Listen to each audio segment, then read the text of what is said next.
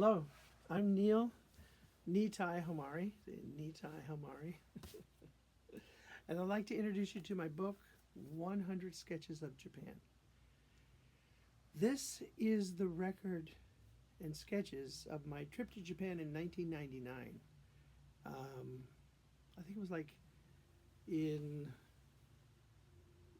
January, February, March, something like that. Anyway, there's 100 sketches, and this is one of them. And all the adventures that go with being in a foreign country, in the rain, in the winter. But I did manage to see the first tree covered in cherry blossoms in Tokyo that year as spring arrived. This is Sumiyoshi Taisha in Osaka, the shrine to the Empress Jinga. And I think I've got some. Anyway, there's 100 sketches in here. There's dozens of sketches.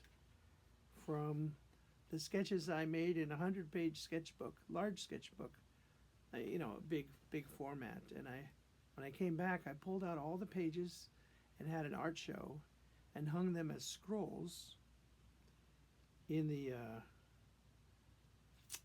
particular restaurant that I was at, and sold them all. So I had no record of all these wonderful sketches for about 20 years. Just a couple of years ago, my aunt, Hulda, passed away, sadly. But in her effects that she left for me was an envelope, a large manila envelope with Xerox copies of those 100 sketches. And from those sketches, I was able to resurrect them and create this beautiful book of adventures. And it's 1999. It's a little different than Japan today. It's not in the recent time. It's in the end of the previous 1,000 years, and during the reign of Emperor Akihito, who followed Emperor Hirohito, who was a pen pal with my grandfather, strangely enough. And I showed a lot of my grandpa's poems that had been received at the Imperial Palace, and I have copies of those. And anyway, it was a wonderful, wonderful thing. And I think today, when we think about traveling, we have lots of, Japan. You think of anime, manga,